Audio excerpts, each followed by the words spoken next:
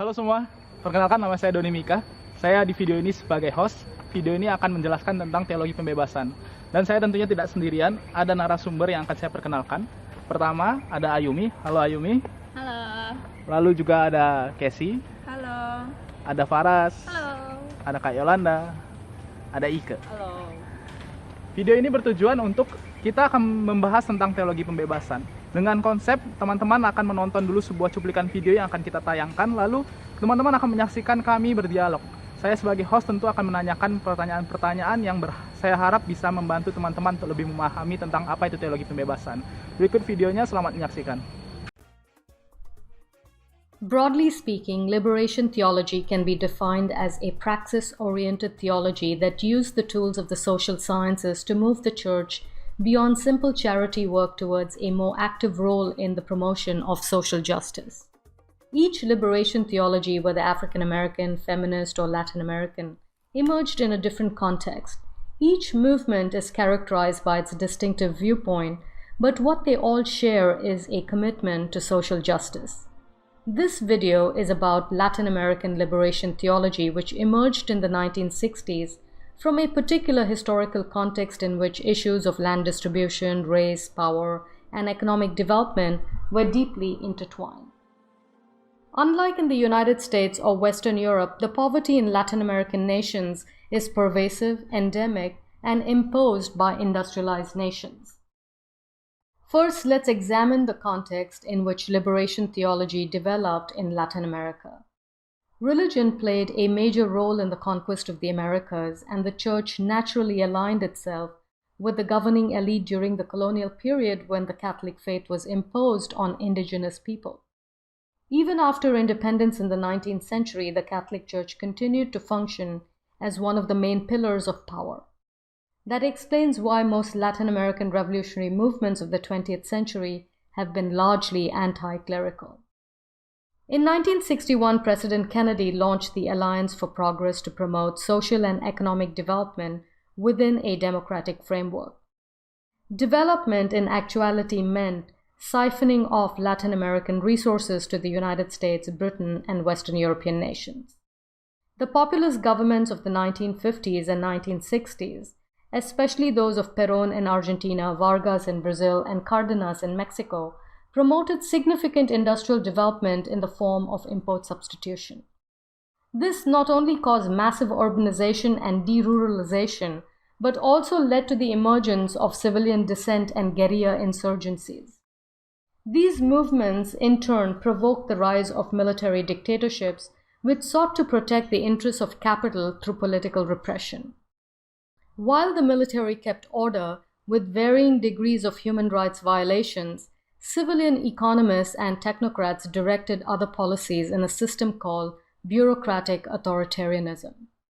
The understanding was that only the military could take the harsh measures needed to curb inflation, reassure foreign and domestic investors, and speed up economic growth to the point where democracy could be safely practiced. Through the Alliance for Progress, the United States trained Latin American militaries to put down the guerrilla insurgencies. And in every single case from the 1960s through the 80s, oppressive governments in Latin America were supported either overtly or covertly by the United States. This heavy military repression from above received tacit approval from the Church. So it was not a coincidence that liberation theology emerged in Latin America in the 1960s as a response to the military dictatorships and social crises. Catholic priests and bishops accused the military and government of lacking sensitivity to the misery of the poor. They saw the poor as victims of institutional violence by the rich and powerful. They described the situation as unjust and became actively engaged in improving the lives of the poor in their pursuit of social justice.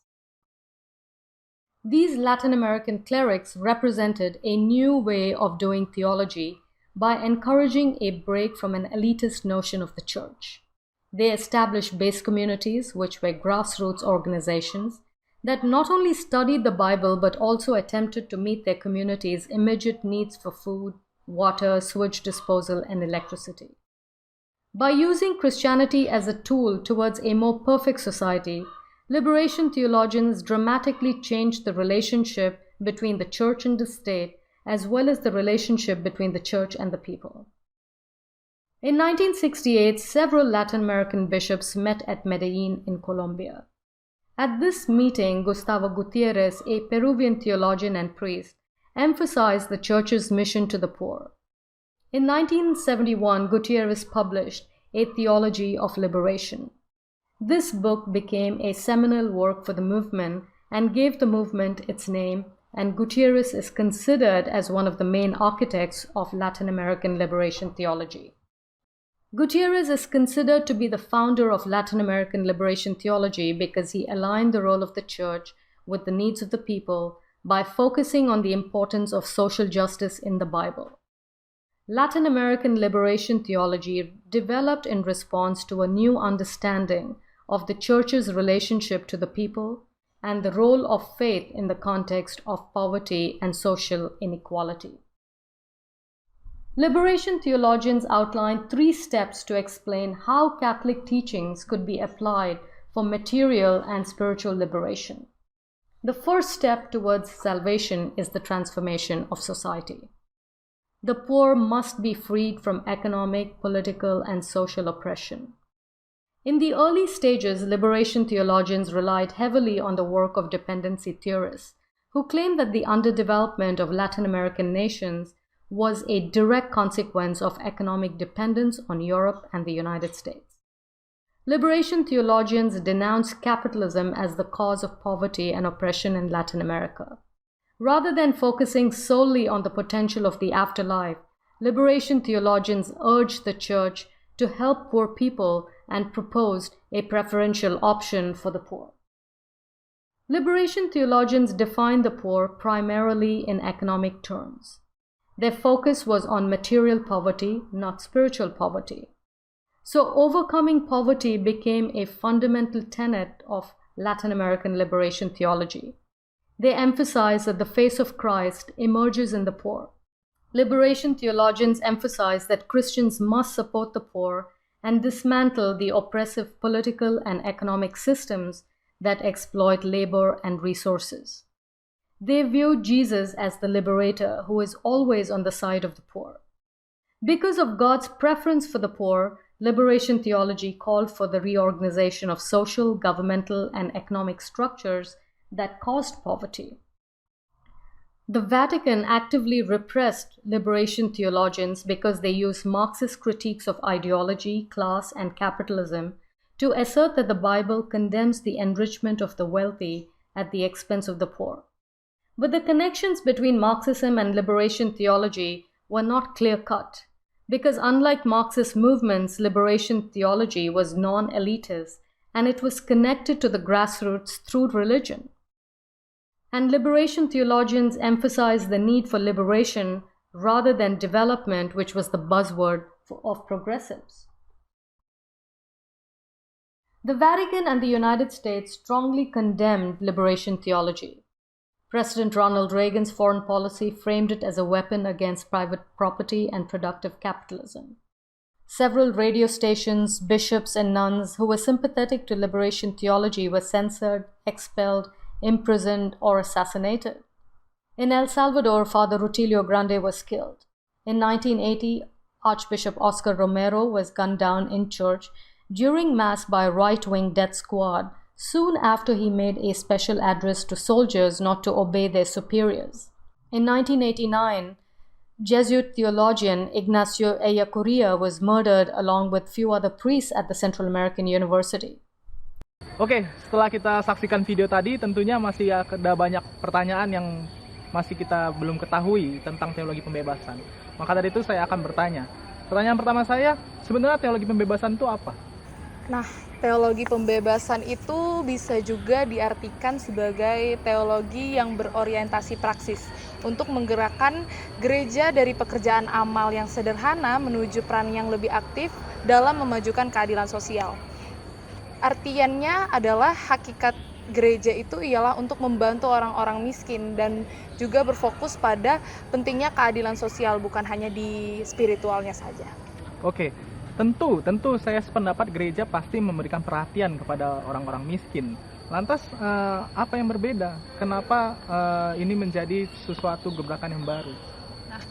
Kita harus mengetahui dulu nih, teologi pembebasan dan teologi klasik itu adalah hal yang berbeda. Teologi pembebasan itu bukan semata-mata untuk menentukan kebijaksanaan, melainkan untuk membebaskan orang miskin itu sendiri, untuk membuat mereka menjadi seperti manusia yang setara dengan kaum yang lainnya. Kaum yang lainnya di sini adalah kaum-kaum yang kaya. Nah, sedangkan teologi klasik itu tentang penderitaan kaum miskin itu diartikan lebih ke arah refleksi untuk menemukan kebijaksanaan sebagai bentuk pertanggungjawaban iman akan Tuhan secara rasional, sistematis, dan metodis. Lalu, persoalan kemiskinan ini tuh sebenarnya sudah menjadi bagian dari dinamika pada zaman itu. Nah, hasil dari Konsili Vatikan II itu terdapat dokumen yang menyinggung mengenai gereja Lumen Gentium. Nah, gereja Lumen Gentium ini berfokus pada pembahasan tentang hakikat gereja nih harus serupa dengan Kristus, yang artinya gereja itu harus mengikuti seperti Kristus dalam perhatian dan cinta kasihnya terhadap kaum yang miskin, terhadap orang-orang miskin. Nah, setelah konsili tersebut, para uskup gereja Katolik itu memperbaharui diri dan refleksi dalam kehadiran mereka sebagai gereja. Tekad mereka adalah untuk teologi ini membantu gereja dalam melakukan lompatan iman ke tempat yang lebih dalam, yakni bagaimana sih kita memakai sabda Allah dalam konteks konkret manusia di Amerika Latin yang ditandai dengan kemiskinan dan penderitaan akibat dari penindasan struktural dan ketidakadilan sistem dari kapitalisme. Baik, tadi dikatakan bahwa ada isu yang tentang kemiskinan sampai harus dibawa ke Konsili Vatikan II, sehingga memperbincangkan tentang hakikat gereja. Lalu apa yang terjadi dengan hakikat gereja itu pada kondisi saat itu? Lalu begitu juga dengan negara. Kenapa persoalan ini seolah hanya menjadi bagian dari tugas dari gereja? Bagaimana dengan negara? Bukankah itu menjadi tugas utama dari negara juga? Lalu disinggung juga tentang Amerika Latin. Apa yang terjadi? Gereja dan negara di Amerika Latin itu kenapa? Pertama-tama kita melihat dulu sebenarnya kondisi negara pada saat itu tuh seperti apa. Kondisi negara pada saat itu terjadi suatu arus pembangunan yang kapitalis. Nah, di mana pembangunan kapitalis ini membuat ekonomi itu tergantung pada kaum-kaum kapitalis. Ini menyebabkan urbanisasi besar-besaran. Ada juga perbedaan pendapat sipil, kemudian ada juga pemberontakan gerilya. Nah, pemberontakan gerilya ini menyebabkan adanya diktatorat militer. Nah, salah satu contoh diktatorat militer itu bisa kita lihat di El Salvador. Itu adanya penyiksaan, adanya penculikan, bahkan ada pembunuhan. Tadi sudah disinggung tentang Konsili Vatikan II nih. Nah, pada saat setelah adanya Konsili Vatikan II itu, uskup-uskup tergerak untuk melakukan dua hal. Yang pertama itu mengutuk keberpihakan gereja kepada kaum-kaum kapitalis atau penguasa. Dan kedua, mereka menekankan bahwa mereka itu fokus pada kaum-kaum miskin. Nah, gereja pada saat itu kan berpihak pada penguasa. Nah, mereka itu tergerak untuk melakukan atau memulai babak baru, yakni berpihak pada orang yang miskin. Oke, berarti ternyata pada saat itu kondisinya negara dan gereja sesama-sama membuat kondisi kemiskinan itu semakin memburuk di Amerika Latin. Lalu di video saya ada menyimak juga dan tertarik dengan seorang tokoh bernama Gustavo Guterres. Gustavo Guterres ini berperan bagaimana di dalam teologi pembebasan? Guterres ini dianggap sebagai salah satu arsitek utama teologi pembebasan karena ia menyelaraskan peranan gereja dalam kebutuhan umat dengan berfokus pada pentingnya kondisi sosial dalam Alkitab. Menyikapi kondisi itu, seorang teologi imam di Peru bernama Gustavo Guterres, ia menuntut adanya pembebasan karena ia merasa perlu adanya perubahan radikal dalam memerangi kemiskinan, dan ia juga meminta perubahan total dari seluruh kehidupan manusia, yakni perubahan sosial ekonomi, personal, dan teologis. Oke, tadi dikatakan soal perubahan radikal. Apa yang dimaksud dengan perubahan radikal ini? Gerakan yang tidak hanya mempelajari tentang Alkitab, tetapi juga berusaha memenuhi kebutuhan mendesak komunitas mereka akan makanan, air, pembuangan limbah, dan listrik. gerakan imam yang radikal yang sampai ke akar-akarnya yang dihidupi oleh kelompok-kelompok gerejawi sebagai reaksi atas situasi, dan ia menempatkan orang miskin sebagai subjek sekaligus mereka yang melakukan refleksi atas praktis pembebasan haruslah menjalani hidup yang dialami oleh orang miskin dan menjadi kaum miskin. Baik, jadi teologi pembebasan ini sangat erat kaitannya dengan realitas kemiskinan ya. Lantas teologi pembebasan ini memandang realitas kemiskinan itu sendiri bagaimana? Ya baik, jadi realitas kemiskinan tidak sekedar diterima sebagai sebuah fenomena sosial dan kultural, melainkan juga dipahami sebagai perspektif teologi, yakni kehadiran Allah dalam realitas itu, dan perjuangan kaum miskin akan kebebasan dilihat dalam perspektif realitas Allah. Allah sebagaimana dipahami oleh para teolog pembebasan ada dalam pengalaman kaum miskin dan menunjukkan keberpihakan kepada mereka. Allah dalam teologi pembebasan dilihat dalam pengalaman yang dialami oleh para kaum miskin. Dalam teologi pembebasan, orang tidak mungkin datang kepada Allah dan bertemu dengan Allah jika mereka menolak untuk datang kepada orang miskin, mencintai mereka dan berjuang bersama mereka dalam mencari keadilan dan kebebasan. Teologi memang berbicara mengenai sejarah, keselamatan dan Tuhan. Namun teologi pembebasan berpendapat bahwa sejarah keselamatan tidak cukup untuk membebaskan kaum miskin. Teologi harus berbicara mengenai sejarah keselamatan ini, karena keselamatan harus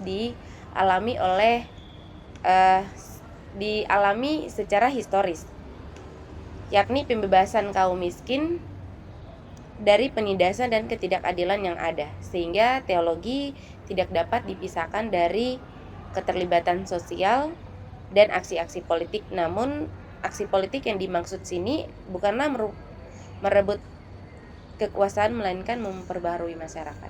Oke, lantas berdasarkan teologi pembebasan itu bagaimana gereja seharusnya bertindak dengan situasi yang seperti ini? Ya, gereja harus membantu orang miskin mengatasi kemiskinan karena mengatasi prinsip kemiskinan menjadi dasar bagi teologi pembebasan. Orang Kristen harus mendukung orang miskin dan membongkar sistem politik dan ekonomi yang menindas, yang mengeksploitasi tenaga kerja dan sumber daya. Mereka memandang Yesus sebagai pembebasan yang selalu berpihak pada orang miskin. Teologi pembebasan ini sangat erat saya lihat dengan teorinya Karl Marx atau Marxisme. Apakah keduanya sama? Tidak. Karena para teolog pembebasan menggunakan kritik Marxis terhadap ideologi kelas dan kapitalisme untuk menegaskan bahwa Alkitab mengutuk pengayaan orang kaya dan mengorbankan orang miskin. Teolog pembebasan lebih menekankan pada pembebasan daripada pembangunan. Teologi pembebasan menggunakan istilah Marx, yaitu praksis. Artinya teologi pembebasan bukanlah seorang yang berteori belaka, ia adalah seorang praktisi yang berjuang membawa transformasi sosial. Meskipun pemikiran Karl Marx ada ikut adil dalam teologi pembebasan, Marx bukanlah arsitek dari teologi pembebasan, melainkan Allah lah yang menjadi arsitek dari teologi pembebasan, sehingga teologi pembebasan akan terus ada menjadi suatu refleksi yang berangkat dari Injil. Baik, berarti teologi pembebasan ini melakukan perlawanan terhadap negara. Lantas apakah negara melakukan perlawanan balik terhadap teologi pembebasan itu? Oke, sebenarnya Vatikan dan Amerika Serikat itu mengecam keras teologi pembebasan ini karena mereka menganggap bahwa teologi pembebasan itu sebagai senjata melawan kepemilikan pribadi dan kapitalisme. Sehingga beberapa uskup dan biarawati yang bersimpati pada teologi pembebasan itu mendapatkan perilaku yang tidak baik, seperti diusir, dipenjarakan, bahkan ditemukan tidak bernyawa atau dibunuh. Nah, seperti yang kita tahu bahwa teologi pembebasan itu memiliki mengkritik. Nah, para pengkritik ini melemparkan beberapa tuduhan kepada teologi pembebasan. Yang pertama, teologi pembebasan adalah Marxis. Pada kenyataannya, materialisme Marxis itu digunakan hanya untuk meneliti lebih tajam dan lebih tepat penyebab dari adanya kesenjangan dan ketidakadilan sehingga munculnya kaum kaya dan kaum miskin di Amerika Latin. Lalu yang kedua, teologi pembebasan itu menimbulkan perpecahan. Kenyataannya, perhatian dari teologi pembebasan pada kaum miskin ini bukan berarti teologi pembebasan itu menyingkirkan kaum yang kaya. Justru dari keadaan seperti ini, teologi pembebasan itu menjadi sebuah prinsip untuk menyatukan kaum miskin dan kaum yang kaya dalam refleksi akan kehadiran Allah dalam realitas yang ada di muka bumi ini. Lalu yang ketiga, tuduhan ketiga adalah teologi pembebasan itu dipelopori oleh Marxisme. Pada kenyataannya, Marxisme itu bukanlah penggerak dari teologi pembebasan itu. Nah, yang menjadi penggerak dari teologi pembebasan itu adalah iman kepada Allah yang menjadi bagian dalam sejarah kehidupan manusia, di mana iman kepada Allah ini bekerja untuk membentuk masyarakat baru yang bebas dari penindasan yang ada serta ketidakadilan yang ada di muka bumi ini. Lalu tuduhan yang keempat, teologi pembebasan itu dianggap hanya bertumpu kepada kaum miskin yang dilihat dari keadaan ekonomi dan status sosial yang sangat memprihatinkan. Nah, para pengkritik itu mau menekankan bahwa keadilan dan pembebasan bukan hanya membahas keprihatinan bagi kaum miskin, juga bukan tentang kesetaraan politik dan kebutuhan dasar manusia. Nah, kenyataannya dalam konteks Amerika Latin pada saat itu, kaum miskin itu harus dilihat dari sudut pandang yang berbeda. Karena kemiskinan itu bukan hanya tentang ekonomi, sosial, derajat, namun kemiskinan itu juga termasuk diskriminasi, penindasan, rasisme, kaum minoritas yang tertindas, dan juga bahkan marginalisasi juga termasuk dalam kemiskinan itu sendiri. Tuduhan yang kelima itu adalah teologi pembebasan itu hermeneutik pada kitab suci. Para teolog pembebasan membaca Alkitab itu dari perspektif pembebasan secara khusus pada kisah Israel yang keluar dari tanah Mesir.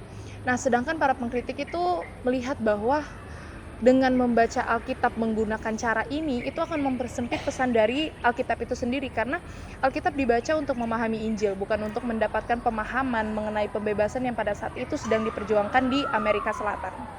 Oke, berarti ternyata kritik-kritik yang banyak itu ditujukan kepada teologi pembebasan bisa dibalas oleh teolog-teolog pembebasan dengan bertanggung jawab, dengan alasan-alasan yang bisa melawan kritik itu. Lantas, teologi pembebasan akhirnya memberikan pengaruh seperti apa? Dalam teologi pembebasan ini memiliki 3 pengaruh yang positif atas iman kepercayaan kita. Nah, yang pertama, teologi pembebasan ini membawa kita pada perenungan akan sosok Allah sebagai pribadi yang peduli akan manusia dan terus berkarya dalam sejarah manusia. Yang kedua, teologi pembebasan ini menyadarkan gereja bahwa kaum miskin bukan sebuah konsep yang bersifat rohani teoretik dan abstrak, melainkan sebagai realitas sosial. Sehingga dalam kehidupan bergereja, kaum percaya tidak hanya sekadar menjalani kehidupan gereja secara abstrak dan seremonial, namun kehidupan iman dalam gereja harus menjalankan sebagai pilihan yang etis dan konkret. Dalam hal ini, sehingga gereja itu disebut sebagai penampungan pengungsian, wadah penampungan pengungsian. Nah, yang ketiga, teologi pembebasan juga membawa kita kepada revolusi Kopernikus dalam metodologi, dan teologi pembebasan ini tidak dimulai dari bahasa melainkan dari apa yang kita kerjakan. Setelah adanya teologi pembebasan, kemiskinan di Amerika Latin yang merupakan kemiskinan yang struktural pada saat itu di mana masyarakat bekerja untuk kesejahteraan kaum berkuasa. Orang miskin tidak lagi bekerja untuk kesejahteraannya, melainkan untuk orang yang berkuasa. Nah, di sini teologi pembebasan hadir untuk menyatakan kasih kepada semua orang tanpa melihat latar belakang, sehingga para ahli itu mulai menuntut adanya perjuangan manusia yang memanusiakan. Baik, dari kritik yang ada dan juga kelebihan-kelebihan dari teologi pembebasan, apakah kalian setuju dengan teologi pembebasan ini? Bagaimana menurut pendapat kalian? Oke, kalau mau dibilang setuju tidak setuju, sebenarnya kami semua setuju dengan adanya teologi pembebasan ini. Karena yang pertama, teologi pembebasan ini membuat masyarakat-masyarakat miskin atau tertindas itu mendapatkan kebebasannya, baik dari segi politik, sosial, bahkan ekonomi. Dan yang kedua itu, dengan adanya teologi pembebasan, gereja itu kembali kepada hakikatnya yang sebenarnya, yaitu harus memperhatikan orang miskin, memperhatikan keadilan sosial, bukan hanya berfokus pada spiritual.